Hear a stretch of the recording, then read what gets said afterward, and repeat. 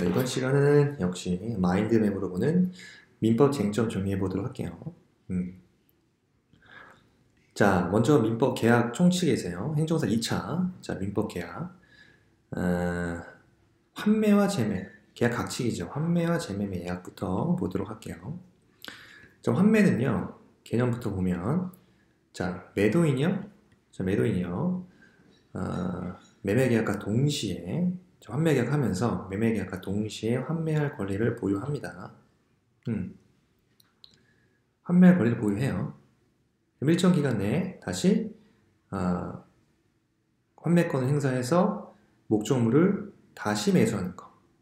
예, 그게 환매입니다. 이 과정에서 핵심은 자, 매매계약과 동시에 이루어진다는 거예요. 매매계약과 동시에. 반면에 재매매 예약이라는 것은 자, 매도인이 자, 매매계약을 통해서 목적물의 소유권을 이전해요. 매수인한테. 그리고 장차 목적물 다시 매수할 것을 말 그대로 자, 일방적 예약. 그죠? 예약하는 것을 말하는 거죠. 다시 내가 매수할게 라는 예약을 말하는 겁니다. 핵심은 이 양자의 차이죠. 자, 첫 번째로 자, 동시성 요구죠. 동시성 요구. 네. 자, 환매 특약이요. 말씀드린 것처럼 매매계약과 동시에 하여야 합니다. 재매매 예약은 꼭 그죠? 동시에 할 필요가 없는 거죠. 자, 대금 지급이요. 특별한 사정이 없는 한 그 매수인이 부담가 그 영수한 대금 그리고 매수인이 부담하는 매매 비용이 되겠죠. 환매 대금은. 자, 재매매 예약은 자, 그 당사자 약정에 따라서 정합니다. 그래서 대금 지급도 다르고요. 자, 권리 행사 방법은 환매권 행사의 경우 자, 환매 대금의 제공을 요건으로 하죠. 환매 대금의 제공을 요건으로 합니다만 재매매 예약 같은 경우는 재매매 예약에 따른 예약 그 완결권 행사에는 자, 대금 제공을 요건으로 하지 않습니다. 또 환매 같은 경우는 환매 대금 제공을 요건을 한다는 거. 그래서 자, 환매권자는 당연히 매도인 입장에서 자, 재매매 예약이냐 환매냐가 논의가 되면 자, 매도인 입장에서는 당연히 환매를 주장하겠죠. 왜 그럴까요? 자, 환매 대금의 제공 요건을 하지만 그죠? 재매매 예약은 자, 대금 제공을 요건을 하지 않기 때문이죠. 그래서 내가 환매를 해야 다시 매수인으로부터 그죠? 돈을 받을 거 아닙니까? 그래서 그런 차이가 있습니다. 환매 대금의 제공을 요건으로 하기 때문에 환매가 유리하다. 그 환매를 주장할 수밖에 없는 거죠. 자, 공시 방법의 차이는 환매권 등기 가능하죠? 재매매 예약은 청구권 보존의 가등기를 할 수 있을 뿐이고요. 자, 존속 기간이요. 자, 환매 같은 경우 부동산은 5년, 동산은 3년을 넘지 못하지만요. 재매매 예약은요. 예약 완결권의 의사표시는 일방 예약으로 추정이 되기 때문에 자, 형성권으로서 예약이 성립한 날로부터 10년의 제척 기간이 적용된다고 보는 것이 판례 입장입니다. 그래서 어떤 사안에서 매매 계약이 성립한 이후에 환매할 약정, 어떤 당사자 사이 약정이 이루어졌다면 환매로 보는 것이 아니라 이때는 재매매 예약으로 보게 되는 거예요. 그래서 환매 계약이라고 주장하는 것은 타당하지 않다. 네, 그런 거 자, 사례로 나올 수 있다는 거고요.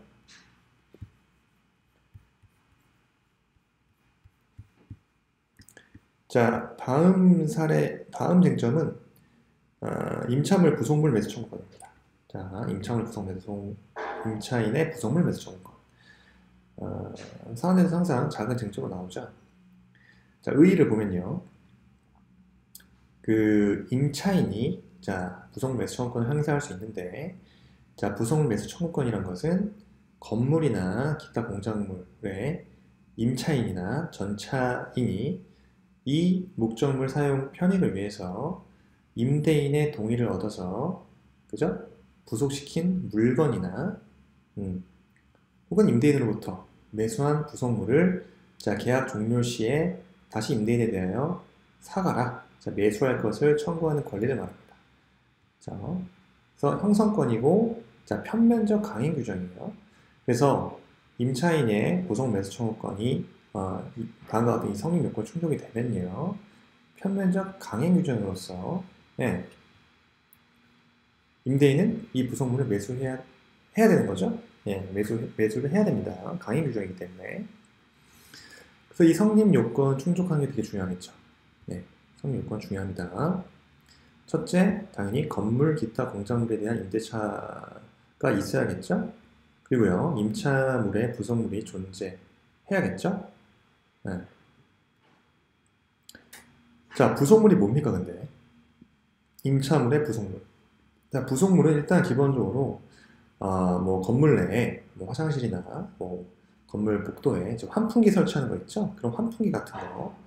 또 식당 같은데 이 주방 시설 같은 경우도 자, 부속물로 인정을 됐죠. 즉 독립성을 가지는 것으로서 자, 임차인의 소유인 물건을 말합니다. 그래서 이러한 부속물은 자, 목적물의 객관적 편익을 증가시켜야 되고요.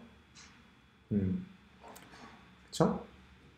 그리고 임대인의 동의를 얻어야 되고, 혹은 임대인으로부터 매수한 부속물이어야 되는 거죠. 네. 그리고 임대차 종료가 있어야 됩니다. 근데 자, 이러한 종료가 자, 만약에 임차인의 채무불이행으로 인한 해지다 그랬을 때 임차인의 부속 매수 청구권은 인정되지 않습니다. 그래서 임차인의 채무불이행으로 인한 그 해지가 된 경우가 아니어야 돼요. 판례 입장. 자, 임차인의 부속 매수 청구권 효과 어떻게 됩니까? 자, 형성권이고요. 편면적 강행 규정이기 때문에 이 부속물에 대해서 자, 매매 계약이 체결된 것으로 봅니다. 네. 그리고요. 자, 볼게요. 그럼 어떻게 돼요? 임대인의 자, 부속물 매수 대금 지급 의무. 그죠? 이런 채무와 임차인의 그 뭡니까? 부속물 혹은 건물 인도 의무요. 건물 반환 의무.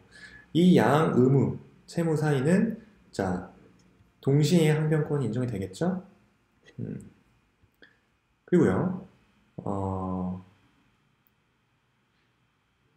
이 목적물이요. 부속물 매수 대금 지급과 임차인의 자, 건물, 기타 공작물의 인도 의무도 동시행 관계가 인정이 됩니다. 반면에 중요한 것은 유치권 행사할 수 있을까요, 임차인이? 유치권 행사할 수 없는 거죠. 자, 임차물 자체에 대한, 그죠? 임차물 자체에 대해서 발생한 채권이 아닙니다. 이 부속물 매수 청구권은. 그죠? 부속물에 관해서, 부속물의 어떤 매수 청구권이기 때문에 임차물 자체에 관하여 발생한 채권이라고 볼 수 없죠?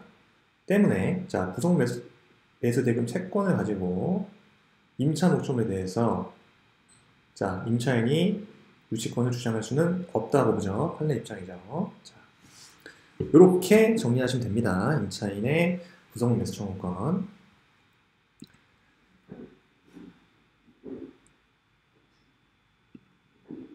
자, 다음 쟁점은요. 자, 물건의 하자에 대한 매도인 담보 책임을 정했습니다.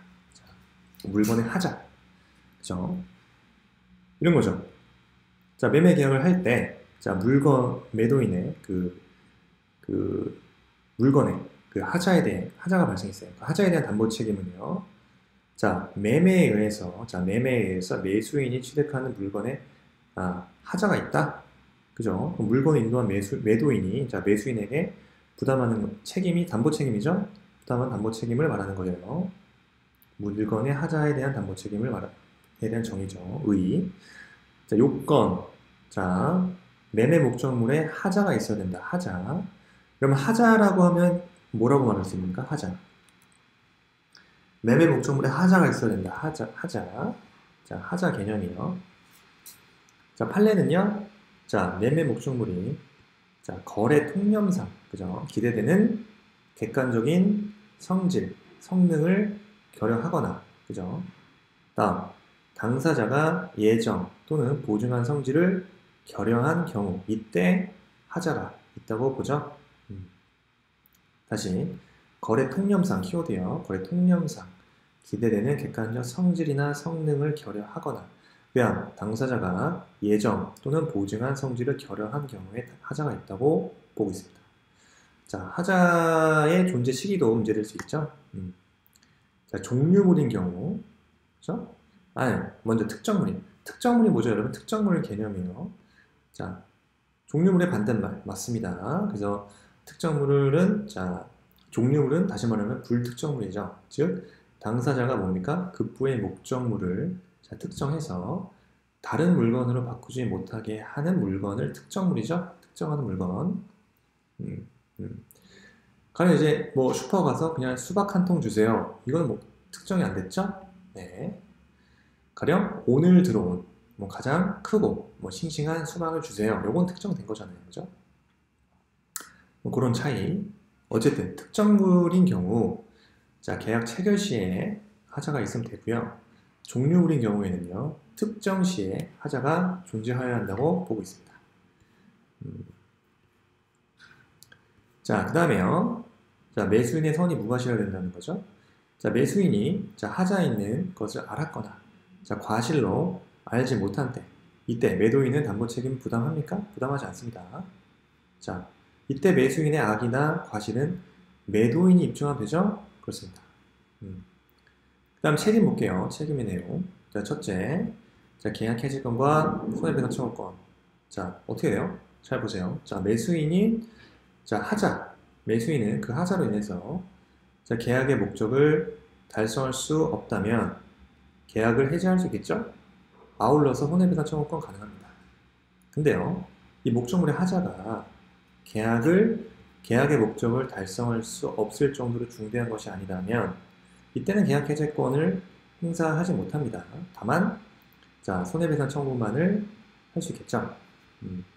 그리고요, 이 매매 목적물이 종류물인 경우에는요, 그죠? 매수인은 계약 해제 또는 손해배상 청구를 하지 아니하고 어떻게 할 수 있습니까? 완전물 급부 청구, 즉 뭡니까? 하자 없는 물건으로 다시 청구할 수 있는 거죠. 그렇죠. 그 다음 권리행사 기간. 자, 매수인이 그 사실을 안 날로부터 6개월입니다. 6월. 네. 그 6월 내에 행사해야 된다는 걸 행사를 해야 합니다. 자, 권리행사 기간은 안 날로부터 6개월 내에 해야 돼요. 매수인. 자, 물건 하자에 대한 매도인 담보 책임이었고요.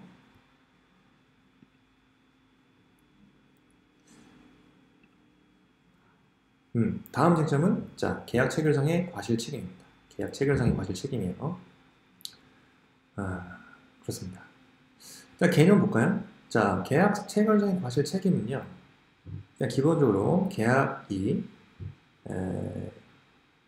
계약의 그 성립 과정, 그죠? 계약의 성립 과정에서 당사자 일방에, 그죠? 그 책임 있는 사유로 상대방에게, 그죠? 손해를 준 때 부담해야 하는 손해배상 책임을 말을 합니다. 당연히 이때 여러분 요건 쫙 쓰시지만 이 효과에서 먼저 실내이익 배상이라는 게 당연히 상대방은요 계약의 유효함을 믿었음으로 인해서 받은 손해를 배상할 책임을 의미하는 거죠. 그게 실내이익이라는 거죠. 이런 상황 같은 경우에요. 지금 A, B라고 할게요. 근데 별장에, 그죠? A 별장에 매매 계약을 했어요. B에게 파는 계약을 했는데 체결 당시, 매매 계약 체결 당시 이미 매매 계약 체결 당시에 이미 뭡니까? 그 별장은 소실되어 있었어요. 그러니까 원시적인 불능이었다는 거죠. 이때 이 계약을 유효하고 믿은 이 B, 그죠? 매수인의 부재가 실내이익 보호의 문제가 되는 겁니다. 이게 어떻게 조문 어디 있죠? 민법 535조에 있다는 거죠. 535조 1항에 규정되어 있습니다. 뭐라고 규정되어 있냐면 상대방이 그 계약을 하다고 유효를 믿었음으로 인하여 받은 손해를 말한다. 그죠? 상대방이 그 계약의 유효를 믿었음으로 인하여 받은 손해를 말합니다. 만약에요, 여러분 항상 사안에서 꼬는 게 이런 경우예요. 계약은요, 유효하게 성립이 되었으나 계약 성립 이후에, 그죠? 계약 성립 이후에 별장이 소실됐다. 이런 경우는 가리는 거죠. 해당 사항이 없다 이거죠. 결론적으로. 이때 B가 별장을 사용할 수 있었을 이나 또는 이 별장을 다시 전매함으로써 취득할 수 있을 이익, 이런 것들은 이행이익이라고 하죠. 이행이익. 자, 이행이익의 보호가 문제되지만 이런 경우를 자, 실내이익 배상이, 그러니까 계약 체결상 과실 책임이라고 보지는 않아요. 이런 경우 해당 사항이 아니에요.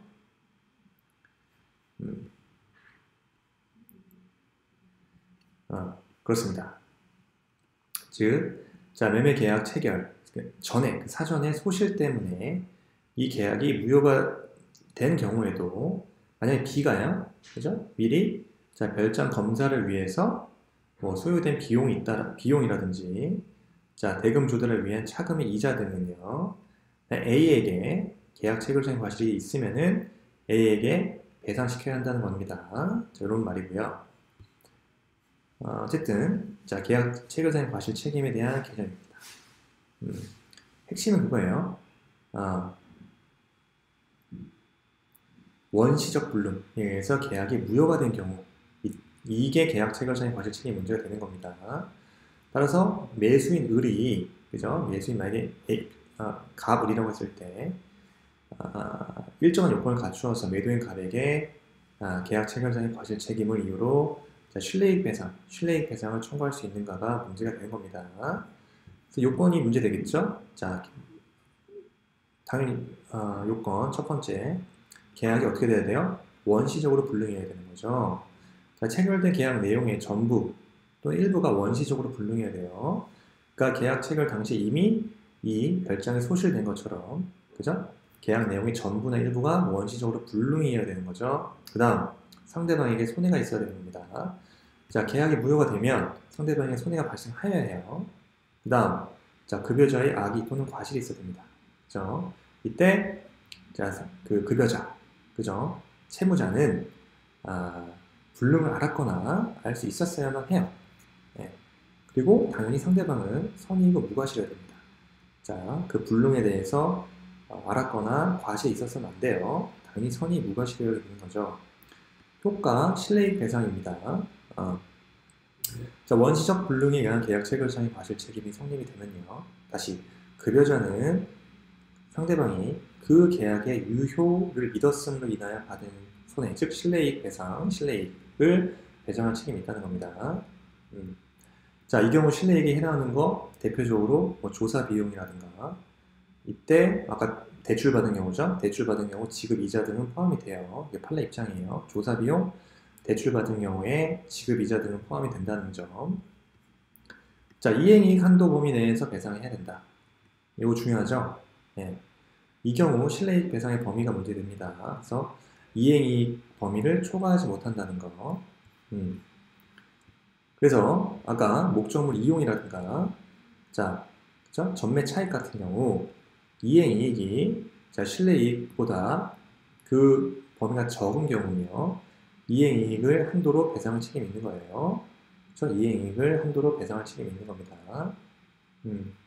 따라서요, 자, 이런 경우에 있어서 자, 매수인 을이 여러분 선의이고 무과실이라면요, 원시적 불능을 매도인이 원시적 불능을 알았거나 알 수 있었을 경우, 이때 매수인은 자, 매도인 갑에 대해서 자, 이행이익의 한도 내에서 실내이익 배상을 청구할 수 있게 되는 거죠. 자, 이렇게 정리하면 돼요. 계약 체결자 과실 책임. 네, 사례로 항상 나옵니다. 요 사례는 제가 이제 항상 강조했던 사례인데, 이 사례에서 제가 말씀드리고 싶은 사례는 요 4번의 확대 적용입니다. 계약 체결자의 과실 책임은 다시 말씀드리자면 계약의 성립 과정에서 당사자 일방에 그에게 책임 있는 사유로 상대방에게 손해를 준 때 부담해야 할 배상 책임을 매게 합니다. 그죠? 다 맞아요. 그래서 실내이익 배상이라고 얘기를 하고요. 근데 확대 적용이 있습니다. 이 계약 교섭 단계에서의 부당 파기. 요 문제거든요. 그러니까 지금 계약 교섭의 부당 파기와 계약 체결상의 과실 책임을 구별할 수 있어야 돼요. 예. 만약에요, 결론적으로 지금 사안에서 이 사례형 문제에서 만약에 자, 갑을 간에 그죠? 설계 계약 체결 과정에 있어서 사실적으로 설계 계약을 체결하지 않은 경우, 그냥 계약을 체결하지 않고 당선자, 그러니까 경쟁 계약이겠죠? 당선자를 선정했지만 교육관 설립 과정에 있어서 당선자를 선정했지만 다시 계약을 체결한 2년 후에 그죠? 교육관 건립 취소 통보를 했다면 계약 자체가 체결되지 않은 겁니다. 그래서 계약 자체가 체결되지 않은 상황에서 계약이 체결되어야 문제가 되는 그 계약 체결상의 과실 책임이 물을 수 없는 겁니다. 이때는 뭘로 가야 된다? 계약 교섭 단계의 부당 파기, 계약 교섭의 부당 파기, 즉 불법행위 책임의 인정 여부로 가야 되는 거예요. 불법행위 책임의 인정 여부로. 예, 그게 정말 중요해요. 이 사안에서 계약 체결상의 과실 책임이다라고 끝내버리는 게 기출문제에 나왔어요. 근데 그게 아니었다. 계약 체결 안 됐으니 계약 체결상의 과실 책임 문제는 문제되지 않습니다. 계약 교섭의 부당 파기로 인한 불법 행위 책임을 인정해야 되는 거예요. 그게 사안에서 출제자가 꼬을 수 있는 포인트다 이거죠. 그래서 쭉 계약 체결상의 과실 책임을 적고 끝나버리면 높은 점수를 받을 수 없다. 네. 왜냐? 계약 교섭 단계에서 그죠? 부당하게 파기된 경우이기 때문에 이때는 민법 759조의 불법행위 책임에 의한 손해배상을 인정해야 된다. 근데 이때도요, 계약 교섭의 부당한 파기에 있어서 불법행위 책임을 인정을 할 수 있죠. 불법행위 책임을 인정한 이유는요. 어느 일반인 교섭 단계에서요. 여기서는 유리 되겠죠? 계약이 확실하게, 그죠? 교육관 건립할 거야. 그 설계 계약을 체결했어. 계약이 확실하게 체결되리라는 정당한 기대와 신뢰를 부여하면서 상대방이 신뢰에 따라 행동하였음에도 상당한 이유 없이 계약 체결을 거부해서 손해를 입혔다면 판례는요, 신의성실 원칙을 갖다 씁니다. 신의성실 원칙에 비추어 볼 때 계약 자유 원칙 한계를 넘는 위법한 행위다. 그래서 불법 행위를 구성한다고 인정했고요. 그때 문제가 되는 손해배상 책임의 범위는요. 계약 교섭의 부당한 중도 파기로 불법 행위를 구성하는 경우 이때는 계약 체결을 신뢰한 상대방이 있게 된 상당한 인과관계가 있는 손해로서 계약이 유효하게 체결된다고 믿었던 거세가 입었던 손해, 즉 신뢰손해에 한정된다라고 보고 있습니다. 판례도. 다시 손해배상 책임의 범위는요, 신뢰손해에 한정을 하고 있습니다. 즉 계약이 유효하게 체결된다고 믿었던 것에 의해서 입었던 손해, 즉 신뢰손해에 한정하고 있습니다. 신뢰손해 계속 앞에서 다뤘죠. 계약 성립을 기대하고 지출한 계약 준비 비용 같은 거, 그죠? 같이 그러한 신뢰가 없었더라면 통상 지출하지 아니하였을 비용 상당의 손해를 신뢰손해로 하죠. 근데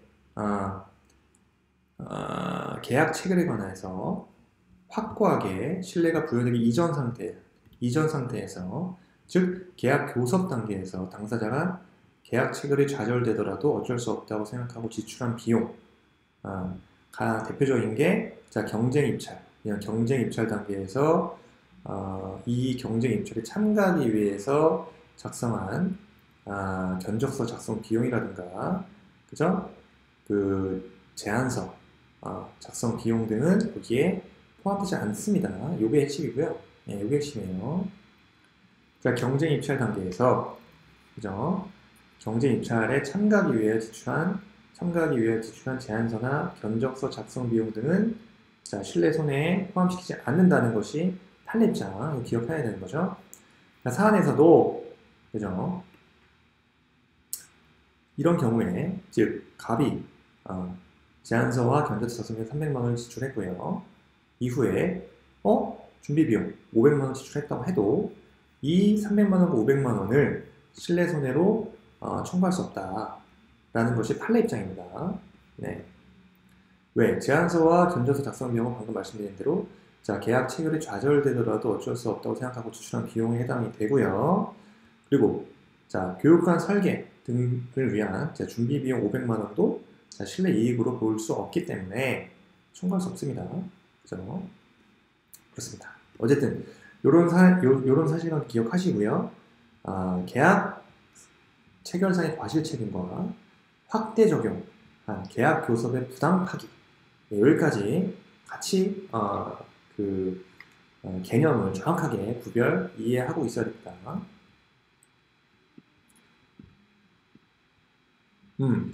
하나 더 볼까요? 도급? 도급 볼게요. 도급. 자, 도급에서 위험부담 사례 나올 수 있죠? 자, 도급 계약에서의 위험부담은요. 기본적으로 도급도 쌍무계약입니다. 네, 쌍무계약이에요. 그래서 자, 그 당사자 쌍방이 모두 다 의무를 부담하기 때문에 당연히 위험부담 범위가 원칙적으로 적용이 됩니다. 그런데 도급의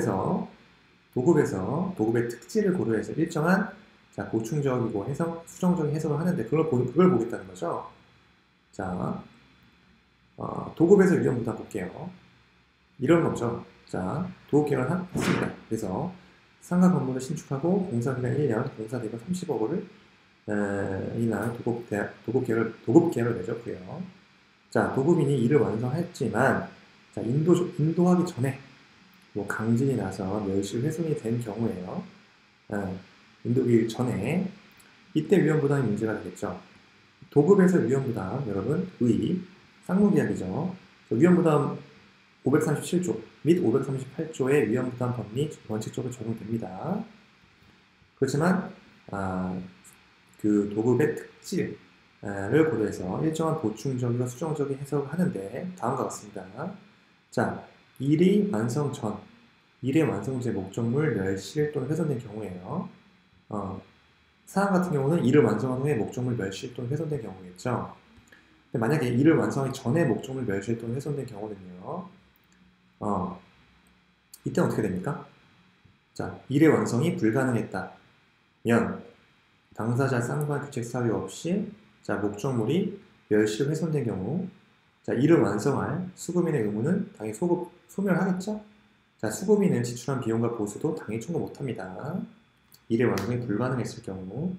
그런데 자, 만약에 도급인이 규칙 사유로 급부불능이 되거나 혹은 도급인의 수령 지체로 급부불능이 된 경우 수급인은 보수 청구 가능합니다. 다만 수급인이 자, 면하게 되는 노력이나 비용은 도급인에게 상환한다는 게 규정이 538조고요.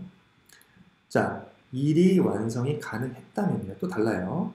일이 완성이 가능했다면 그러면 수급인은 여전히 완성 의무를 지겠죠. 그래서 3번 일의 완성 후에 목적물 멸실 훼손됐다. 이때 견해가 대립하는 거죠. 누가 위험을 부담하는가? 자, 목적물이 완성된 후 어느 시점에 저 위험이 도급인에게 이전하느냐에 따라 달라지겠죠. 목적물을 인도할 때 이전한다는 견해가 있고요. 목적물을 검수가 끝난 때 이전한다는 견해가 대립합니다. 이게 중요하죠. 근데 판례 입장은 뭡니까? 목적물의 인도는요. 자, 완성된 목적물에 대한 단순한 점유 이전만을 의미하는 것이 아니라고 봐요. 따라서 도급인이 자, 목적물을 검사한 후에 그죠? 검사한 후에 그 목적물이 계약 내용대로 완성되었음을 명시적이나 묵시적으로 시인하는 것까지 포함한다. 라고 판시하고 있습니다. 즉, 자, 검수가 끝날 때 위험 이전된다고 보여요. 따라서 검수 전에 만약에 검수 전에 목적물이 쌍방 규칙 사유 없이 멸실 훼손됐다. 그 수급인은 여전히 위험을 부담하게 되는 거죠.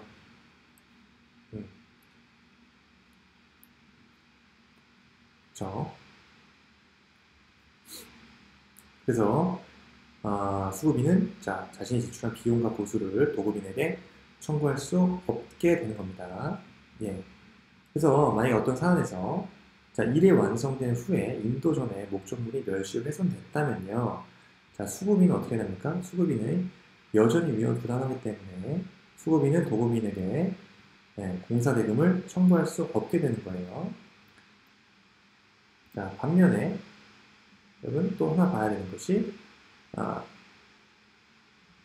수급인이 이를 완성하기 전에 그죠? 완성하기 전에 자, 목적물이 자, 멸실된 경우입니다. 혹은 이런 경우죠. 도급계약은 체결됐고 공사 도중에 기초공사 완성한 거예요. 공사 도중에 도급인에게 어떤 사정이 생겨서 완성할 필요가 없다. 수급인이 이를 완성할 필요가 없게 되어 도급인이 계약을 해지했다. 이런 경우 도급인과 수급인의 관계는 좀 다릅니다. 자, 일의 완성 전에 도급인의 이미 해제 가능하죠. 민법 637조는요. 수급인이 그죠? 일을 완성하기 전에 도급인은 손해를 배상하고요. 도급계약 해지할 수 있습니다. 이게 담보채무이나 채무불이행과는 관계없는 도급계약만의 특이한 법정 해제권이에요. 637조 중요하겠죠?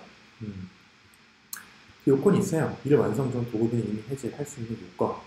첫 번째 뭡니까? 자, 수급인이 일을 완성하기 전에 한해서 해제할 수 있다는 거예요. 또 완성한 일이 물건이라면 일을 완성할 때에는요, 아직 인도를 하지 않았더라도 해제 인정되지 않아요. 요게 또 중요합니다. 자, 수급인이 일을 완성하기 전에 한해서 해제할 수 있다는 거지. 만약에 수급인이 일을 완성해버렸어. 근데 인도만 안 했어. 그러면 673조 그 도급 계약의 특이한 법정 해제권 인정되지 않는다는 거예요. 자, 그래서 효과가 중요하죠. 자, 도급인이 자, 계약을 해지했어요. 그럼 수급인에게 당연히 손해를 배상해야 합니다. 그 손해배상은요, 그 수급인이 그 목적물을 위해서 지출한 비용과 자, 이를 완성하였더라면 얻었을 이익을 합한 금액을 전부 배상하면 됩니다. 이때 도급인은요, 그 과실상계나 손해배상 예정의 감액을 주장 못해요. 네. 근데 손익상계는 가능하다. 이게 판례 입장이에요. 그래서 이미 공사가 진행된 부분이 자, 도급인에게 이익이 된 때는요, 비소급적 해제만 인정을 하고요. 도급인은 기성고 이미 그죠? 건물이 완성된 비율에 따른 보수를 수급인에게 지급해야 합니다. 그래서 만약에 어떤 사안에서요, 일을 완성하기 전에 도급인이 이미 해제를 했다면요, 자, 도급인은요, 수급인에게 손해를 배상해야 된다는 거고요. 이때, 자, 도급인은 과실상해나 손해배상 예정의 감액을 주장할 수 없다는 거죠. 물론, 손익상해 주장은 가능하다 이겁니다. 네. 자, 아무튼 오늘은 도급까지 봤습니다. 도급까지 봤고요. 이렇게 마인드맵으로 여러분들 계속 머릿속에 그 이미지를 떠올리는 영상 작업 하시면 좋아요. 이런 PPT에서 여러분들이 개념도 적어보고, 그 다음에 요건도 적어보고, 효과도 적어보고, 시험장 가지고 갈 때까지 이런 영상 연습을 계속 하시면 좋습니다. 자, 아무쪼록 수고 많이 하셨습니다. 감사합니다.